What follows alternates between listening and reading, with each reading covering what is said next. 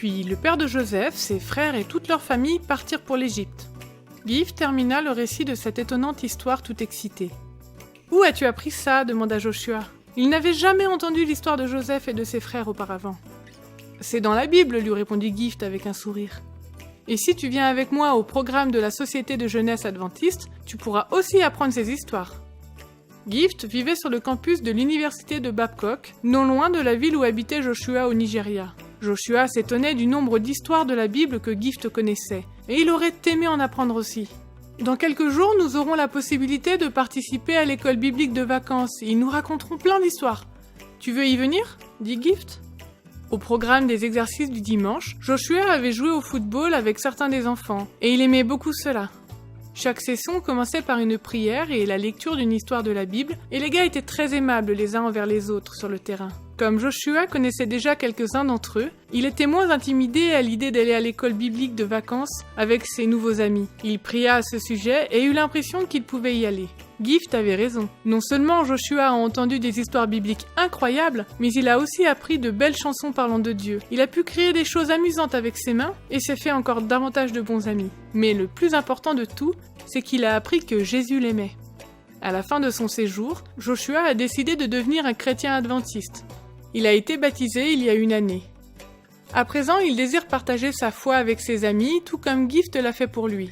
Il veut que les gens apprennent ce que signifie le sabbat, et aussi que Jésus revient bientôt. Aussi a-t-il invité son cousin Kayoum et son ami Favour à l'école biblique de cette année, et ils sont venus à chaque rencontre. Ils aiment entendre lire les histoires de la Bible, faire des travaux manuels et du sport qui leur procurent la santé.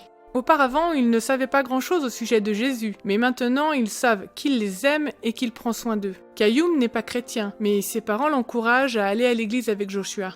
La plupart des autres amis de Joshua sont méchants avec lui depuis qu'il est devenu un adventiste du 7e jour, et cela le blesse vraiment. Ils ne veulent pas entendre parler de Jésus. Aussi, Joshua essaye de partager sa foi grâce à son caractère et ses actes en étant toujours aimable.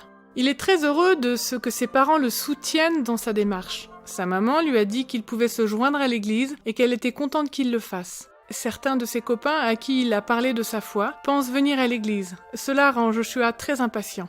Beaucoup, parmi les jeunes gens de sa ville, ont été touchés par les programmes du ministère de la jeunesse adventiste de Babcock Université.